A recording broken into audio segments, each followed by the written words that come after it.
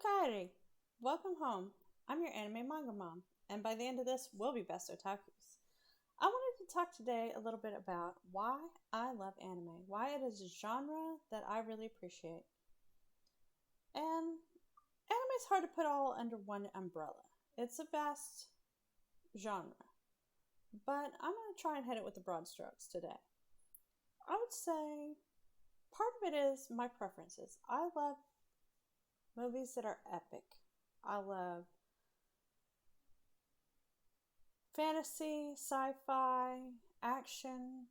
You're going to catch me watching Batman or Marvel or Lord of the Rings, Star Wars, Star Trek, something like that. Things that are larger than life.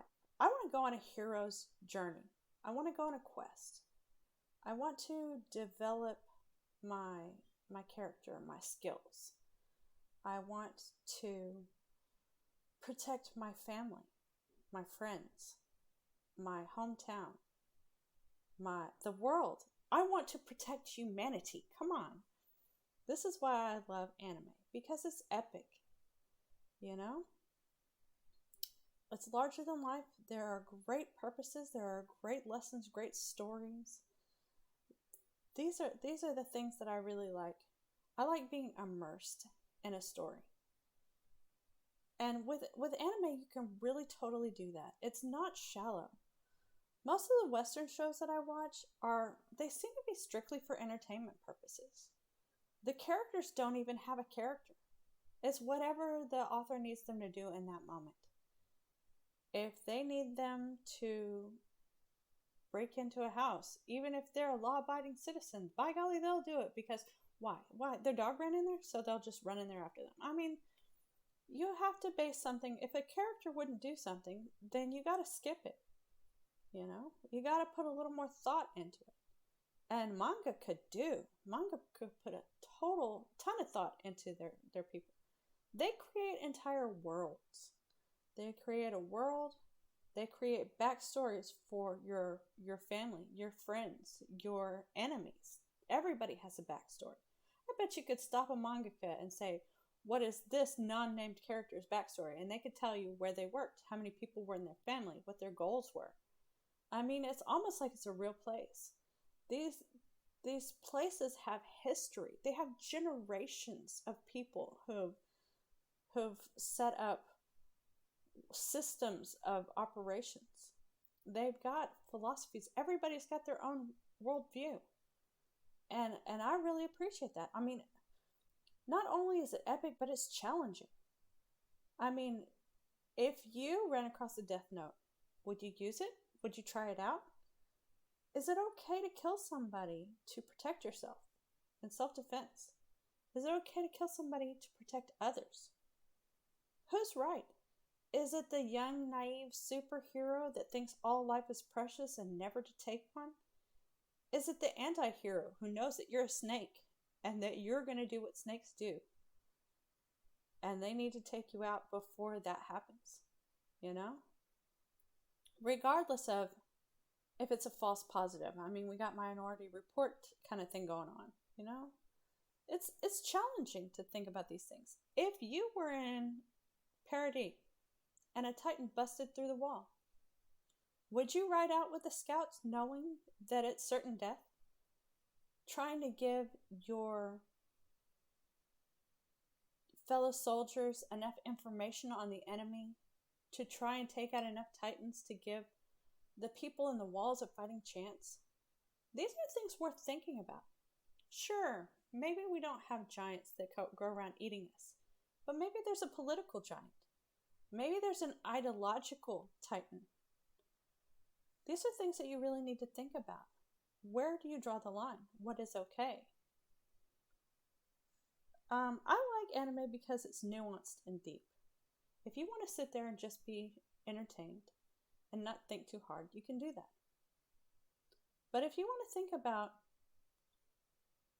the subtleties of it, you want to think about the world building, you want to think about the philosophies of Madara or Obito or Pain or Erwin. You want to think about Marley and why they're attacking. If you want to think about Paradis and what they're defending, what's the right way to do things? You know, I mean, these are some epic and heavy philosophical questions, and that's what I love about anime. It's not shallow. It's very deep. Who's right, King Kaneki before or after his transformation? You know, it's worth thinking about. It's worth pondering. I can't tell you how many nights I stayed up worrying about Toyo Todoroki, worrying about this 12-year-old boy who was in such, I mean, he burned his jaw. Everybody thought he was dead. And who was taking care of him? Who nursed him back to health? What kind of ideological stuff are they putting in? What is his state of mental anguish? I mean, you know, being a mom, I just couldn't stop thinking about Toya. And I'm glad I got his backstory finally. But it's not shallow. I mean, the history of these places is vast and rich. And it seems like with Western shows, it's all episode based. If you skipped a couple and you came in, you wouldn't be missing anything.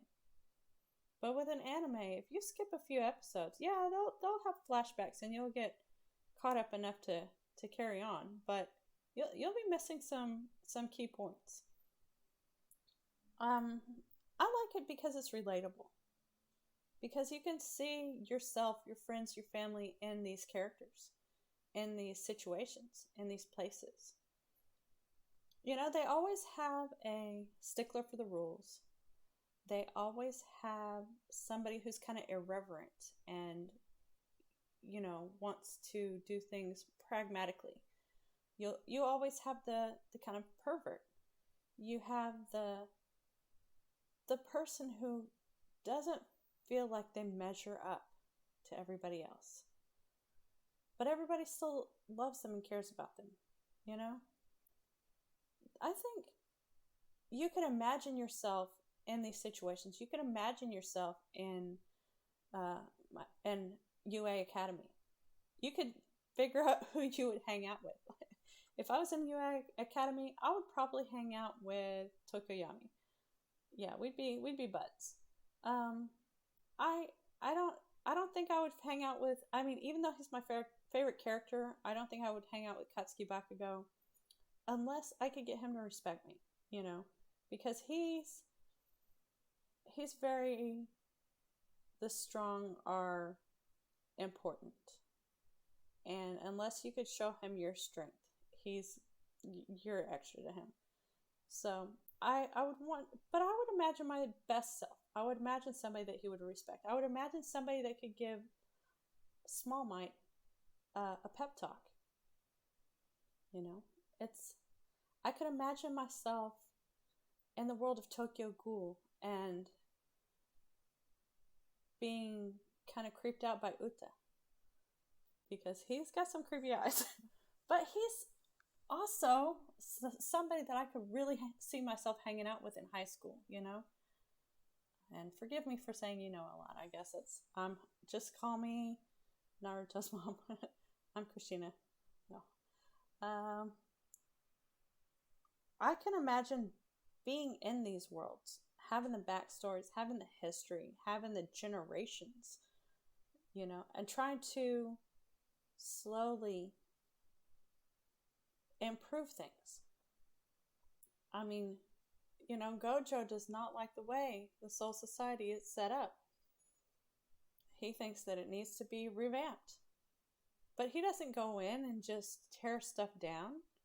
He starts with the kids. He tries to make them what they need to be. And when they raise themselves to be in the positions of authority, then they can set things right. And he's setting things right by educating. I really appreciate the way anime does this, the way that you're not being fed a political ideology with every turn.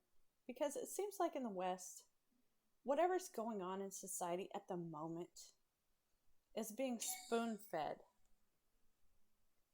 to everybody. And it kind of breaks the fourth wall. Because in your life is whatever societal situation your main focus. Are you focused on developing yourself, developing your friends, your family, protecting things, you know? I don't know. I just think that you can't have everything the same way and have it not break the fourth wall. But yeah, that's why I like anime. I like anime because it's epic, it's larger than life, it's meaningful, it has new ideas, perspectives, challenges to my way of thinking. It has relatable characters and backstories for everyone. It's got a huge world and history, and great artwork, characters. Yeah, anime is great. It's a lot. It's a lot deeper and more nuanced than most of the shows that people spend their time watching in the West. Unless you're going to get to something that's like really, really super well written, something like Walking Dead or Breaking Bad. I don't know. I think a lot of these are shocking just for shocking's sake. They don't actually have a map laid out of where they came from and where they want to go. So oftentimes even these shows still feel like they're just entertainment value and not really challenging your worldview. So that's why I love anime. It matters. It challenges you. It comforts you. It puts you in another world, another you.